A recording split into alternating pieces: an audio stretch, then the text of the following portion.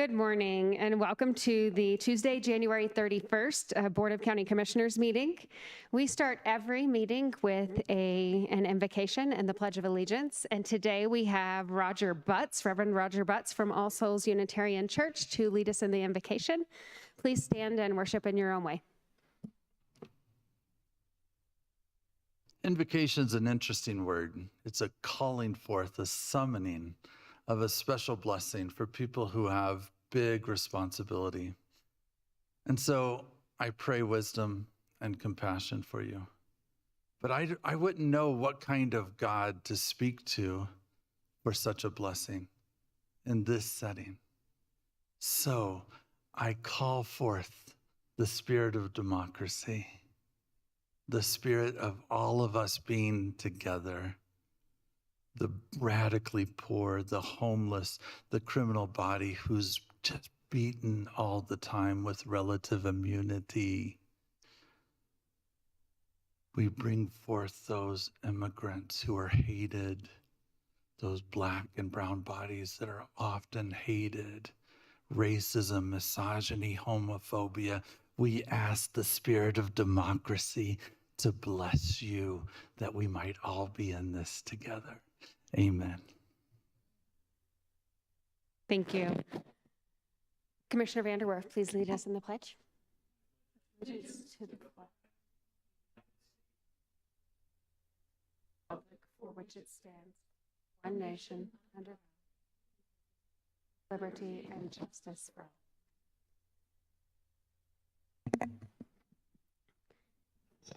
Thank you. Item number 3.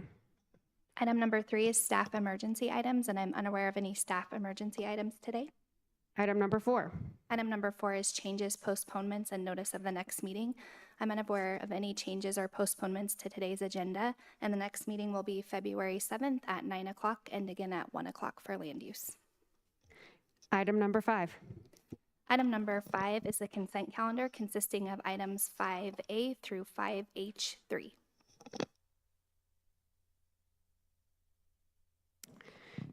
Is there anyone in the audience wishing to speak on any item on the consent calendar? Any online? Okay, hearing none, I'll bring it up here. Any comments or a motion? I move approval of the consent calendar, items 5A through H3. I'll second. That has been moved and seconded. I will call the roll. Commissioner Williams. Aye. Commissioner Vanderwerf. Aye. Commissioner Gonzalez. Aye. Commissioner Geithner. Aye. And the chair votes aye. The consent calendar passes 5-0. Item number 6. Item number 6 is comments by elected officials and commissioner liaison reports. Do we have any countywide elected officials online? Okay, we'll come up here. Commissioner Williams.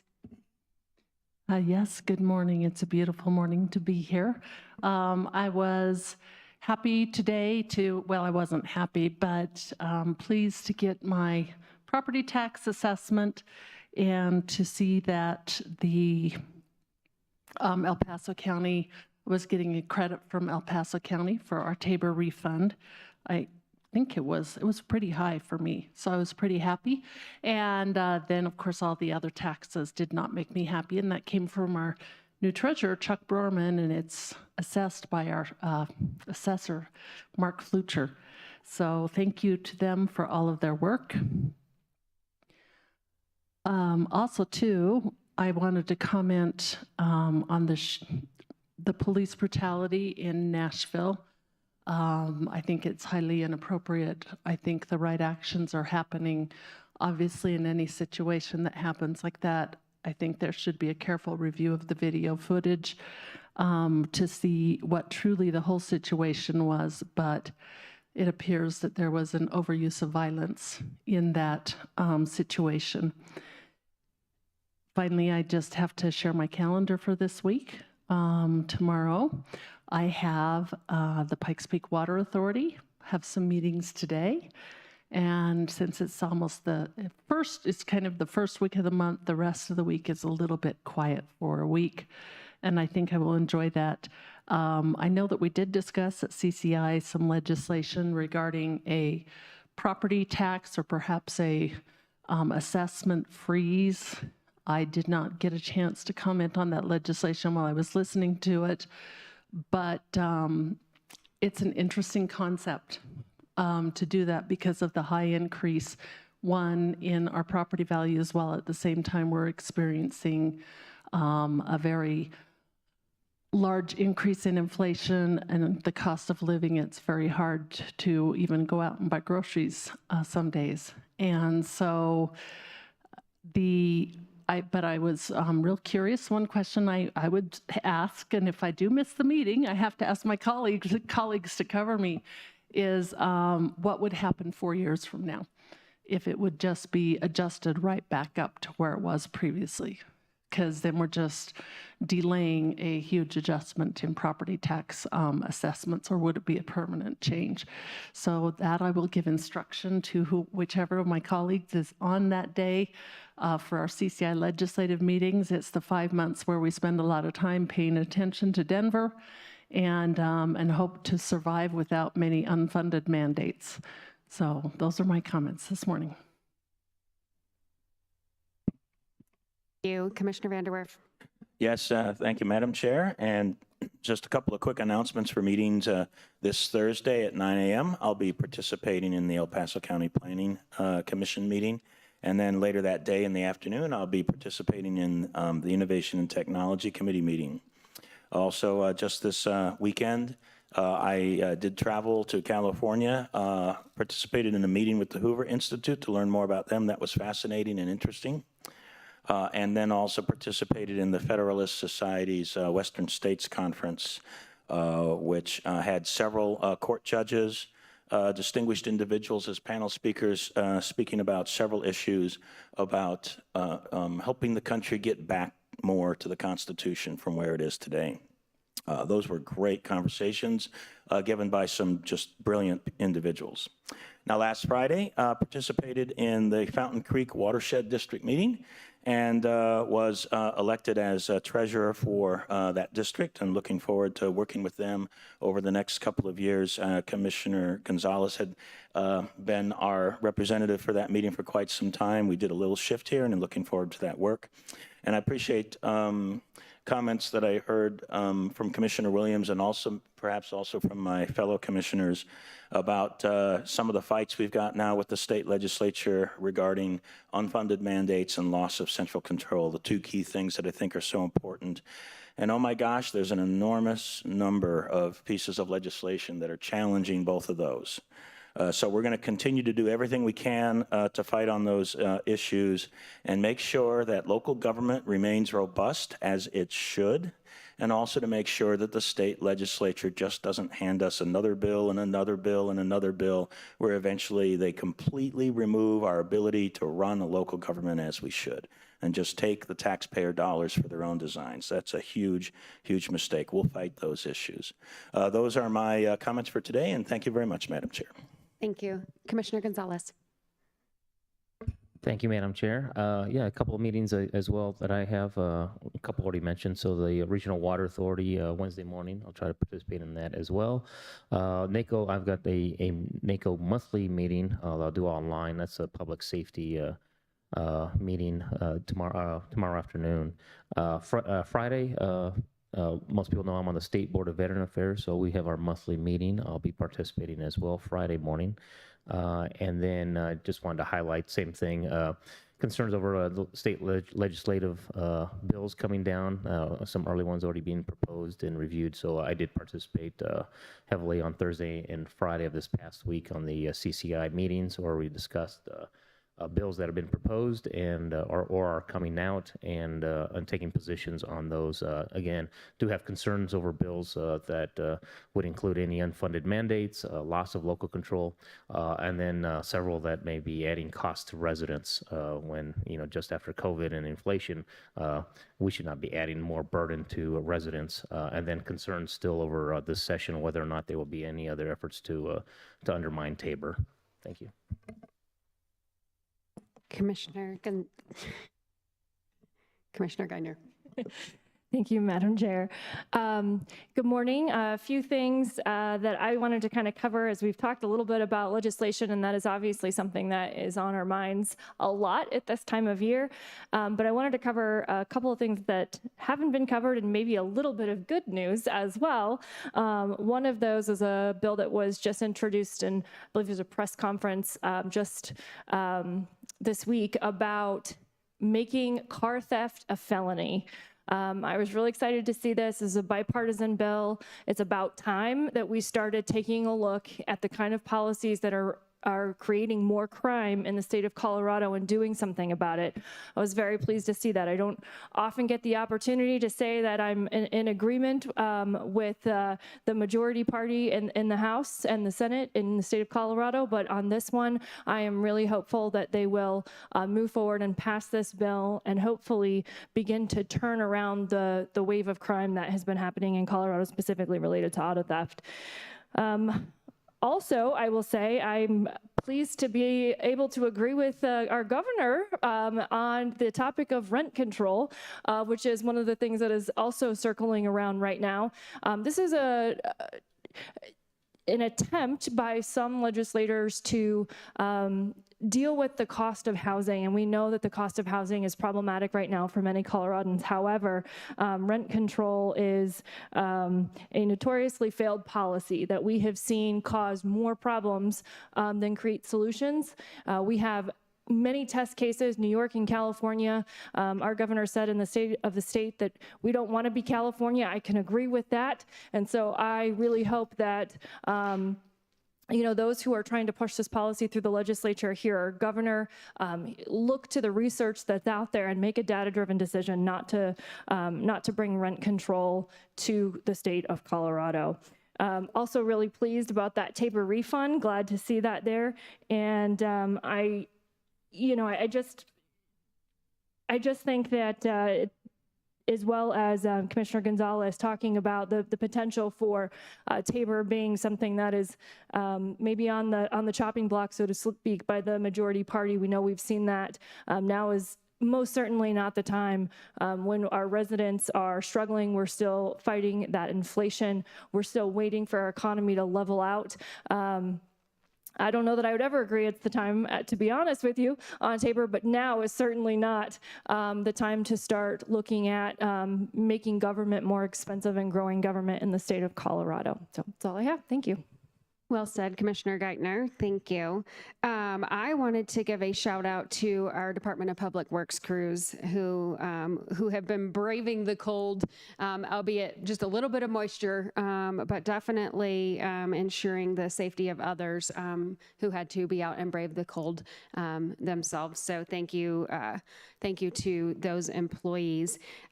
This week I have a very busy schedule, including a visiting consult for Pikes Peak Workforce Center.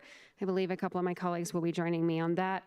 And then I'm grateful that we are well represented amongst all of us on those CCI calls where we're discussing the legislation. And in order to be prepared for those calls and to know the fast and furious pace of all the bills that are being introduced and their changes in status, we have an excellent legislative team with Ryan Parcell and Brandon Wilson who are making sure that we have all the information we need going into those calls, not only to take a look at what the details of the legislation being introduced are, but really to have time to sort it through ourselves and then sort it through with our colleagues from across the state. And then oftentimes as we get a little further down the road, we may end up with some assessments from our financial team, from whichever office is being affected, perhaps the DA's office or the coroner's office, on what those impacts actually look like to how we can run the county. So it takes a team effort here, and I'm grateful for my colleagues and really ensuring that there's full coverage, and then also taking care of the regular business of the county through a busy legislative season.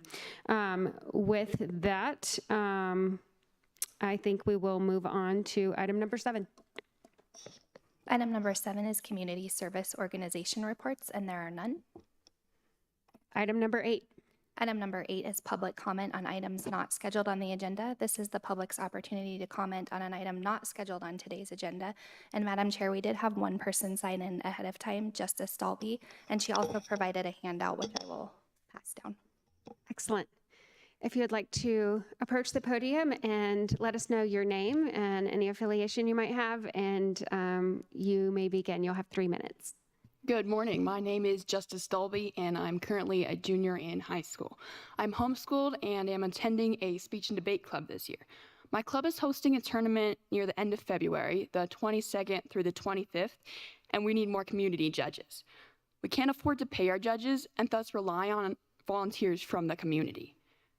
I would like to ask the county commissioners and any adults in the audience who would be interested to consider assisting judging this tournament. We provide snacks and refreshments for all the judges. You don't need any experience. We will train you.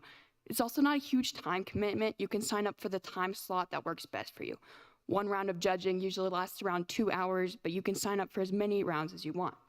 I have flyers that have the times and locations of the tournament if anyone is interested. We would really appreciate your help. Thank you. Wonderful. Thank you so much for filling us in on this opportunity, and maybe you'll get some takers here. Any comments? It looks like everyone wants to comment. We'll start with Commissioner Gonzalez. Thank you, Madam Chair. So I didn't get to participate. I think it was last year, the year before. I know Stan and I both went and did one. It was a lot of fun. So it's good to hear both sides of the arguments and the rules. Yeah, so they train you because I wasn't sure exactly. Well, I'm not a literature major or English major like my coworker over here, but I think I did okay. So as a judge, but it was a lot of fun, and so I do same thing with the public. Any other leaders in the city, in the community, in the county, good opportunity to volunteer for something very, very good. Commissioner Williams. You know, I was able to judge it a few years ago. I don't have the opportunity to this year, but what an amazing skill to have. I have never been so amazed by the youth of our country in one day. So I'm really proud of you for doing this. And I was just discussing with a friend who's struggling today, and she's probably in her mid-30s. And boy, she could really use a debate club right now because she just doesn't quite understand how to present her arguments in the right way, and she's really struggling right now. So I'm just really excited to see you participate in this, and I wish you well. I wish I could judge because I know you guys. This is just a fantastic group of kids. It's so always heartwarming to see the leaders of our country learning this. It's the future of our country long after I'm gone. Thank you. Commissioner Geithner. Thank you, Madam Chair. This is, I think, my 4th invitation, and I'm so excited that you came today and offered this opportunity because it is something that is near and dear to my heart as a homeschool mom and just someone who is very passionate about making sure that our young people are equipped in this world to have really good, robust discussions and debates about all the different things that we are facing in our world. I'm really excited to do this, and hope some of my colleagues have some free time, but I know that I'm going to be sharing this around a lot, so thank you. Commissioner Vanderwerf. Yes, thank you, Madam Chair. That was awesome. You're participating in local government. I love it. Thank you for coming. And I think we all have our invites now, right? The cards got handed out, so thank you so much for that. I do have actually a question. You may or may not be able to answer it. Maybe it's on the registration site. But it's several days of judging. Can you be a judge just for one day? Does that work? Yes, you can choose to judge just one round during one day, or you can judge the entire time. Okay. Under knowing that, you know, our schedules are pretty busy, and there was no way I'd be able to do every day if you had to be the same judge the whole time, but I think I can get one day in. So Awesome. Yeah, thank you very much. And thank you for participating here and letting us know. That's fantastic. That's civics. That's actually civics. And that's something that every citizen needs to do more of across the country. So thanks for being part of it. Thank you. You know, we don't often during the public comment period, we don't often speak, have a conversation. And what I'll say is that you have brought us something that is exciting for us to discuss with you today, an exciting opportunity, and you got lots of feedback from the commissioners up here. Good luck, and I hope that you will see at least some of us during that competition, and best wishes. Thanks for bringing it to us today. Is there I just wanted to point out that Jackie has a couple other cards, so she's distributed it to the commissioners, but anyone else in the audience and any members who are listening, or any members of the community who are listening online, we'd like to invite you to join as well. You don't have to be an elected official or anybody with any particular expertise. And Thank you. Thank you all for your support. At the same time, we have some really rock star staff who might be listening in. I know about 200 listen in every week. So if they have the time and their supervisors give them grades, they should go.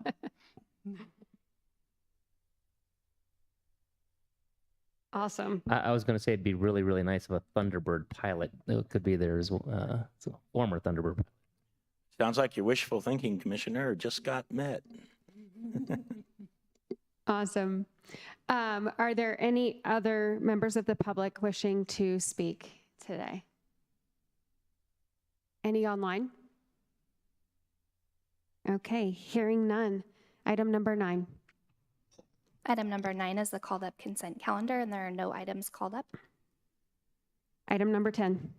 Item number 10 is department and committee reports, non-action items, and there are none. Item 11. Item number 11 is the addendum, and there is no request for addendum. Item 12. Item number 12 is the executive session, 12A, executive session pursuant to CRS 246402, 4B and 4E, regarding county employee collective bargaining, CRS 8-3.3101, to address the following: conference with the county attorney's office for the purpose of receiving legal advice on specific legal questions and determining positions relative to matters that may be subject to negotiations, developing strategy for negotiations, and instructing negotiators. Kenneth Hodges, County Attorney; Nathan Whitney, First Assistant County Attorney. And item number 12B, executive session pursuant to CRS 246402, 4B, regarding Colorado House Bill 21-1047, codified in CRS 30-10-306 through 306.7, concerning the drawing of voting districts by county governments, to address the following: conference with the county attorney's office for the purpose of receiving legal advice on specific legal questions regarding the redistricting process. Kenneth Hodges, County Attorney, and Stephen Klafke, Chief Deputy County Attorney. Okay, with that, I will need a motion to go into executive session. I move we go into executive session for the purposes stated on the record. Second? That has been moved and seconded. Commissioner Williams. Aye. Commissioner Vander Werf. Aye. Commissioner Gonzalez. Aye. Commissioner Geithner. Aye. And the chair votes aye. That passes 5-0. We will be going into executive session for the items stated on the record. We will do both of these sessions back to back. And for staff, is 9:30 enough time? Yes, ma'am, it is. Okay, we will resume those executive sessions at 9:30.